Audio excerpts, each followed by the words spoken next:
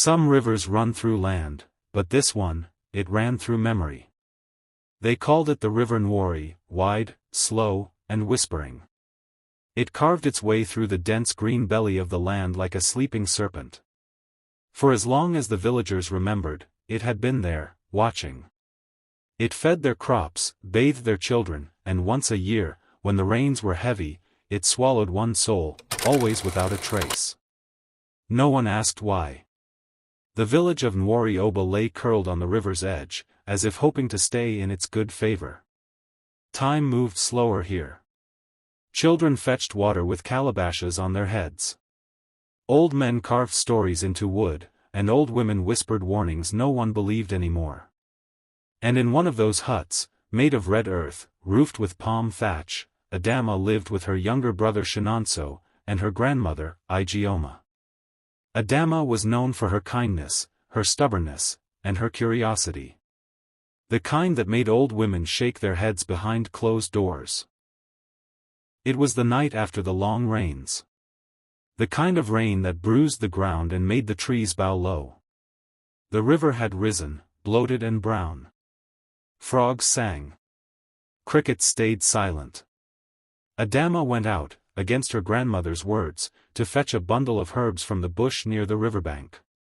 She should have turned back. She didn't. There, lying half-hidden in the tall elephant grass, was a girl. She was about Adamma's age, maybe younger. Drenched, pale, shivering, but with no wound on her body. Her hair was long and black, tangled with weeds and beads and tiny river stones that shimmered oddly in the moonlight. She didn't speak. She didn't even look afraid. She just stared at Adamma, like she had been waiting. And against everything she'd ever been taught, every tale her grandmother ever told, Adamma lifted the girl into her arms, and carried her home. That night, the river didn't rest. It churned. It listened. And it smiled.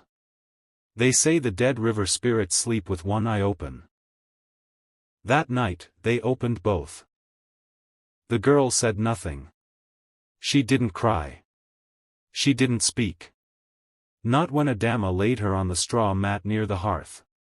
Not when Shinonso peered from behind the curtain, whispering, "Who is she?" Not even when grandmother Ijeoma stood at the doorway, her face carved from stone, and said, "You should have left her in the water." She had no name. They called her, the Found One. Adamma gave her dry clothes, braided her wet hair, and offered her warm yam and fish stew. The girl stared at the food, then at Adamma, and smiled. But she never blinked. That night, the dog wouldn't enter the hut. It sat outside, growling low, ears flat, staring at the girl through the open door. The chickens refused to come near the compound at dawn. Shinonso swore he saw the girl walk barefoot in the backyard at midnight, her feet not touching the ground. Adamma scolded him. Said he was dreaming. But that morning, she found a wet trail of footprints, leading back to the river. Some spirits don't enter your home with noise. They slip in through kindness, and stay because you let them. On the third day, the girl began to hum. Not words. Not a song anyone knew. Just a sound, high and low, flowing like water under rock. And when she did, the fire dimmed. The mirrors fogged. And Adamma felt something shift behind her ribs, like her own heartbeat didn't belong to her anymore. That evening, the village gathered under the giant Irako tree. Someone was missing. A boy. 12 years old. Last seen fishing near the river's edge. His canoe drifted back empty. The elders muttered old prayers. Chief Okizi blamed crocodiles. Grandmother Ijeoma said nothing. But her eyes flicked toward Adamma's hut. That night, Adamma had a dream. The river called her name, not with words, but with voice made of water and wind. She saw the girl standing in the river, eyes glowing like polished shells. Behind her, faces. So many faces. Pale, drowned, staring. Children. Women. Old men. Floating just beneath the surface, whispering. She awoke gasping, mud between her fingers, and riverweed on her bed. In the silence that followed, the girl sat in the corner, smiling. She didn't speak. She didn't need to. The river had given her a mouth made of silence, and it was louder than any scream. By the 5th morning, the missing boy was found. Face down in his hut. Eyes open, frozen in terror. His lungs full of river water. And mud packed under his fingernails. But the hut was dry. There had been no rain. No flood. No explanation. The village murmured. The old women spat on the ground, whispering curses. The men gathered their machetes when they fetched water. Children were warned not to wander after dusk. And still, Adamma kept the girl in her hut. Why? She didn't know. There was something about her, fragile, innocent, but not. Like a painting that only looks beautiful until you stare too long. Grandmother Ijeoma came one morning, barefoot, her wrapper dusty from the bush. She said nothing at first. Just watched the girl, still silent, still smiling, then turned to Adamma and said. She has the mark.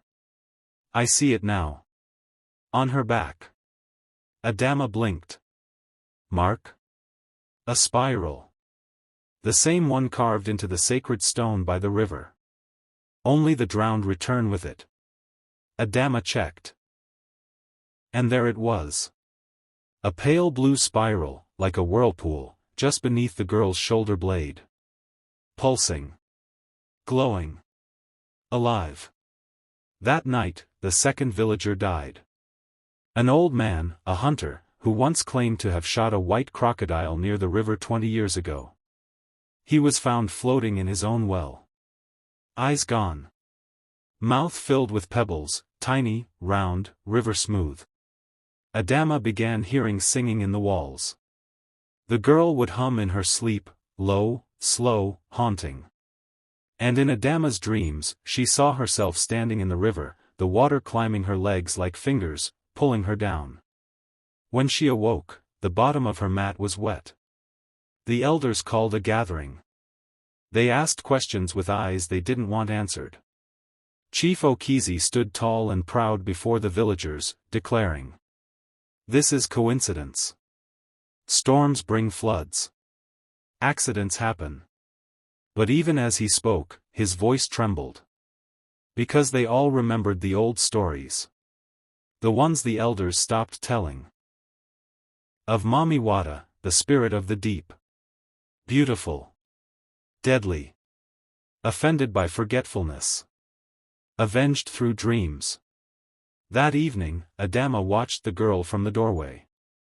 She sat cross-legged, head tilted, staring into the fire. And for the first time, her eyes turned black. Like 2 drops of river night. And she whispered, not to Adamma, but to the flames. A name. A word in a language Adamma didn't know. But the fire responded, curling sideways, flickering like it understood. When the fire bends to water, you are no longer in control. By the end of the week, no one greeted Adamma. Women who once shared cassava flour crossed the road when she passed. Children stared from behind their mother's legs, wide-eyed. The palm wine man refused to serve her. His gourd shook in his hands. She walks with it, they whispered. She eats beside it. She's cursed. She brought the river into our homes. At night, shadows moved in the trees. Drums beat softly in the distance, but no one was drumming. The elders called it madness. Grandmother Ijeoma called it memory. But only Adamma knew what it felt like to sit in silence beside a girl who never aged, never blinked, and now, began to mimic her voice. One morning, Adamma heard her own laughter in the backyard. But when she turned the corner, she saw the girl, sitting alone, mouth open, replaying her laugh exactly as she had said it the night before. It was not mimicry. It was theft. Then the animals began to die. One by one. The goats were found with bellies bloated, eyes bulged. No blood. Just scales under their tongues. A cow gave birth to a still calf, its skin cold, but wet like it had just come out of the river. Chief Okizi gathered the men. They carried torches, and anger they barely understood. The girl must leave, he declared, or we'll throw her into the river ourselves. The villagers cheered, too loud, too fast. But the moment they stepped near Adamma's hut, the sky darkened. Wind screamed. The river rose, crashing against its banks like fists against a door. Canoes flipped. Palm fronds flew from rooftops. And when the wind stopped, the girl was gone. They searched for her all night. Nothing. Then at dawn, she returned. Walking calmly down the village path, feet dripping, hair heavy with water. No one saw her enter. But everyone saw the blood on her fingernails. She walked straight into Adamma's hut, and sat by the fire. Silent. Smiling. Later that day, a fisherman was found torn open on the riverbank.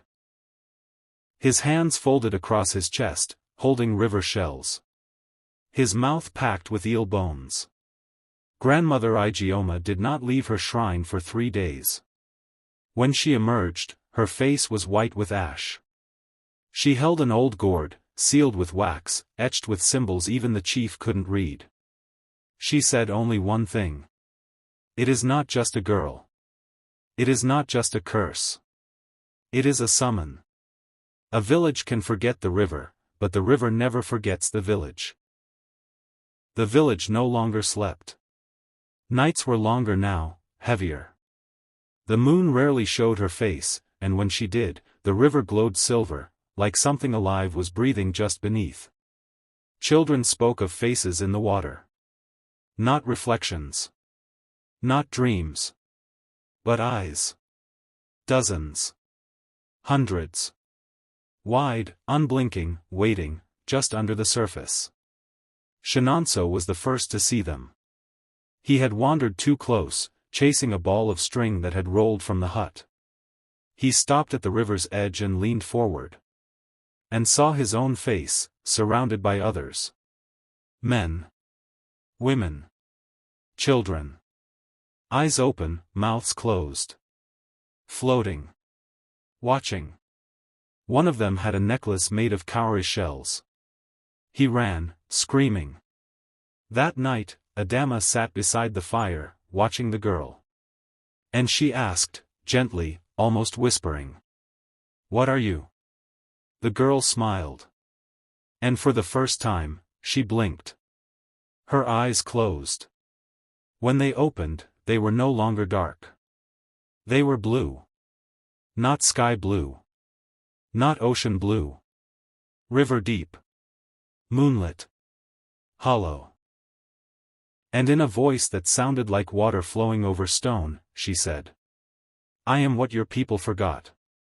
Adamma began to change after that. She no longer dreamed. She remembered.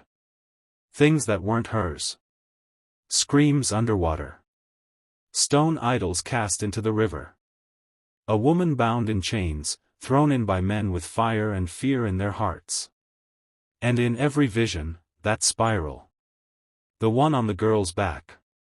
The one now etching itself slowly into Adamma's skin. She went to grandmother Ijeoma. Told her what she saw. And the old woman listened. Not with fear, but with recognition. She brought Adamma into the inner room, where no one else was allowed. There, she opened a wooden chest. Inside, scrolls, brittle with time. Bones painted with ash. A mirror that never showed your face, only what watched you. And one word written again and again in red dye. Mami Wada. She is not just a mermaid, the grandmother said. She is an old god, betrayed by a forgotten oath. Once, we made offerings. Once, we honored her. But then we took her gifts, and gave nothing back. She told Adamma of the old ritual, the eye-opening. A rite that revealed truth, but at a cost. Adamma agreed. That night, under the crescent moon, they performed it beside the river. Ash circles. Blood pricked from the thumb. The girl sat across the fire, humming. And when the gourd cracked open, Adamma saw everything. She saw the original village, centuries ago. Thriving. Peaceful. And a maiden, taken from the river, loved by all, until jealousy poisoned the chief's heart. He accused her of sorcery, drowned her in her own river, and sealed the curse with silence. She saw that maiden again, now reborn. The girl. Smiling. Waiting. Calling Adamma by name, as if they'd known each other in another life. The morning after the ritual, Adamma could no longer hear the birds. But she heard something else. Voices in the earth. In the water. In the girl. Not one voice, but many. Braided together, layered like sediment. A chorus of the drowned. They spoke in echoes and symbols. In smells. In dreams. And they showed her the truth. Centuries ago, before the village of Nworie Oba had its name, the land belonged to a people who spoke to the river, not over it. They fed her, honored her, named their daughters after her moods. And she gave them fertility, protection, and healing. She took a shape then, part woman, part water. And when she walked the land, flowers bloomed in her footsteps. They called her Alamiri, Mother of Water. Mami Wata. But peace dies in the hands of greed. One day, the chief of the old village made a pact with foreign men who wore steel around their necks and spoke in tongues that sounded like fire. He offered them gifts, slaves from enemy clans, gold beads, ivory. But when the white men asked for something divine, he betrayed the river. He gave them the river maiden, Mami Wata in human form, tricked into flesh by an unholy rite. They chained her, pierced her skin with iron, and dragged her screaming through the river she once ruled. And as her blood mingled with the water, she whispered one word. Return. From that day on, the river changed. It fed, but it also took. It blessed, but it also haunted.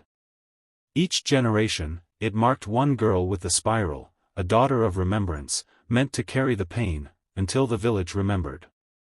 Adamma saw it all. Saw her own face reflected in those memories, again and again, wearing different clothes, different names, but always the same eyes. She was not the first. She would not be the last. But she was the chosen one for this cycle. Back in the hut, the girl, the mermaid child, sat waiting. And for the first time, she spoke clearly. You brought me home, because your blood remembers mine. Adamma trembled. What do you want? The girl blinked slowly. Balance. A story corrected. A wound healed. That night, the river rose higher than it had in 50 years. It wrapped around the village like a noose of water.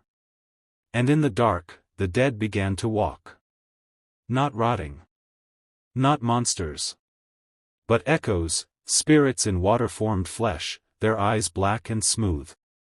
They moved through huts, pointing. Judging. Remembering. The villagers screamed, but their machetes cut only mist. The torches blew out. Drums stopped. And in the heart of it all stood the girl, her spiral glowing like a second sun on her back, and Adamma, eyes glowing too, whispering names that had been erased from history. The sky split open. Lightning danced on the river like silver serpents. Thunder rolled like the pounding of war drums. And the people of Nworie Oba, once proud and stubborn, fell to their knees. Because the dead had come. Not to haunt. But to judge. One by one, they emerged, the drowned, the forgotten, the betrayed. Fathers. Sisters. Lovers. Children. Their forms flickered like candlelight, wet, translucent, full of sorrow. They moved through the streets with empty eyes and open mouths. And from those mouths came only one sound. Remember. The girl, now glowing with water light, stepped into the village square. Her spiral pulsed like a heartbeat across the earth. She raised her hand, and the river answered. Water slithered from wells. Fish swam through the air. Old statues once buried in the sand, idols of the river goddess, rose from the ground like teeth from a long-buried skull. Chief Okizi stood, trembling. You bring ruin. The girl turned to him. Her voice was the river itself. Deep, smooth, and unyielding. No. I bring memory. You brought ruin when you erased us. Behind her, Adamma stepped forward, her eyes still glowing, her skin marked with symbols no one had seen in generations. She held the broken gourd from grandmother Igioma's shrine. And she spoke, not in her voice, but in the voice of all the daughters who came before her. This village stands on stolen ground. Built on betrayal. Fed by silence. Tonight, the silence ends. Some villagers ran. Into the woods. Into the night. But no matter how far they ran, they arrived back at the river. The flood had circled them. They were trapped inside the memory. At the center of the village, the shrine, long abandoned, cracked open. From beneath it rose a statue, taller than any man. A woman's form, carved in water and stone, with eyes weeping pearls and a crown of shells. Mami Wata. Reborn. And the river whispered. I do not destroy. I reflect. One by one, the villagers were shown their pasts. The man who refused to help the drowning mother. The woman who burned the old river totems. The priest who banned the songs of the ancestors. The chief's grandfather, who sold the maiden for coin. They were not punished. They were shown. And many wept. Some dropped to the ground, clawing at the soil, begging the spirits to leave. Others stood silent, changed. Adamma walked into the river, barefoot. The girl followed, her small hand in hers. They stood waist-deep in the water. The storm calmed. The dead watched. And Adamma spoke to the river one last time. Let this be the last forgetting. Let us remember. Let us heal. The girl smiled. And as the moon rose over the flooded trees, she dissolved, not in death, but in release. Her form turned to light. To foam. To a song. And she drifted into the current, back into the mother who birthed her. Back into the river. The water receded. The sky cleared. The dead returned to their sleep. But the village was not the same. When dawn broke, the village was silent. Not from fear, but from reverence. For the first time in living memory, the river lay still, clear. No mist. No whispers. Just truth. The shrine to Mami Wata stood tall again. No one touched it. No one dared. Children approached it with flowers. Women placed woven cloth at its base. Men offered yams, fish, kola nut, not to bribe, but to honor. The elders called a meeting. Not in the usual hut, but by the river. Where things began. Where things had gone wrong. Chief Okizi sat with his staff across his knees, not as ruler, but as a man newly humbled. He looked to Adamma and said, voice cracked. What must we do now? She stood beside the water, barefoot, marked by the spiral that no longer burned, but now glowed softly, like an ember that would never die. Her reply was simple. Tell the truth. Tell the children what happened. Sing the songs again. Carve the statues. Speak her name. And when you take, give back. So they began again. The festivals returned, this time, with the river at their center. No longer feared. Honored. They sang the old hymns. Taught the young the sacred dances. Lit fires not just to warm, but to remember. Adamma was no longer shunned. She became Nworie, daughter of the water. Not a priestess. Not a queen. But a living reminder. When babies were born, she blessed them with river water. When someone died, she whispered to the current, asking Mommy Wada to carry their soul gently.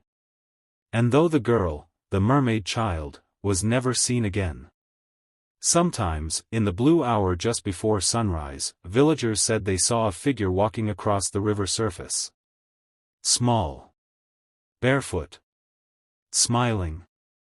And when they saw her, fish would leap in joy, and the water would shimmer like a mirror. But not all was perfect. Some villagers left, unable to carry the weight of memory. Others stayed, broken but rebuilding. And every year, on the night of the reckoning, they kept vigil, silent, candles in hand, eyes on the water. Not in fear. In gratitude. Weeks passed. The land began to thrive again. Crops grew lush. The river flowed clear. Children laughed. But Adamma was troubled. Not by fear. Not by voices. By silence. Because now that the river was calm, she could hear the echo in her own soul. A question unanswered. A wound unhealed. One night, she returned to the river alone. No chants. No offerings. Just her, and the girl's reflection that no longer appeared. She stepped into the water, deeper than before. Until her waist vanished. Until the village disappeared behind her. Until only memory remained. The current pulled her under. Not roughly, but deliberately. As if leading her. She didn't struggle. She sank. And in the deep, she found it. The temple beneath. Not built of stone. But of bone, coral, and breath. Skulls lined the entrance, wrapped in seaweed and truth. And in the center sat the spirit of Mommy Wada, not as the girl, but as her true form. Tall. Eyes endless. Hair of streaming water. A voice that spoke directly into Adamma's mind. You carry the memory of many. But you have not faced your own. The water rippled. And from it rose a figure. Adamma gasped. It was her mother. Not as she remembered, but as she had hidden, cold, wet, lifeless. The night she drowned herself after Adamma's father was taken by the river. It was the first time Adamma had known loss. The first time she forgot how to sing. And she had buried that pain deep. Too deep. Her mother reached for her. And Adamma recoiled. Why are you here? She wept. Mommy Wada's voice echoed. Because healing is not just for the village. It is for you too. Tears mingled with the river. Adamma let herself be held. By memory. By grief. By the mother she never got to say goodbye to. And in that embrace, her spiral glowed brighter than ever. Not in pain. In peace. When she surfaced hours later, the moon was high. The villagers found her on the riverbank, soaked, silent, changed. Not broken. Not possessed. But whole. She smiled at the stars and whispered. I remember you, Mama. I remember me. That week, she began teaching the children a new song. One that spoke of loss and return. Of tears and tides. Of mothers and daughters. And when they sang it at the river, the water shimmered like laughter. Years passed. Seasons came and went like stories told around the fire. The village of Nworie Oba changed, not with monuments or wealth, but with awareness. The people knew their history now. They faced it. They honored it. The spiral, once feared, became a symbol of guardianship. A mark worn proudly in beads, painted on doors, traced on the skin of newborns. It no longer burned. It blessed. Adamma aged gracefully. Her eyes held the river's depth, her words carried weight even the chief listened to. But she never called herself a priestess. She said only, "I am a voice that remembered." Nothing more. Nothing less. The children, born after the reckoning, never knew fear of the river.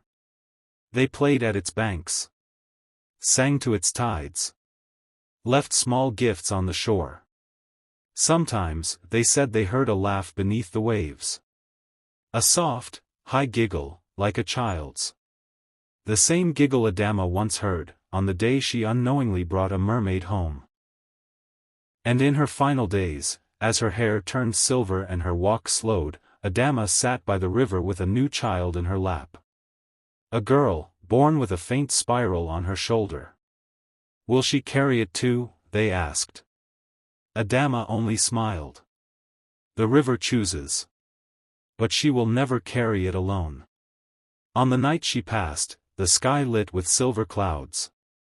The water glowed faintly. The wind carried a song, not from mouths, but from memory itself. The village woke not with mourning, but with a strange peace. They buried her beside the water, where the girl once sat. Above her grave, they placed no stone. Only a mirror, set into a circle of seashells.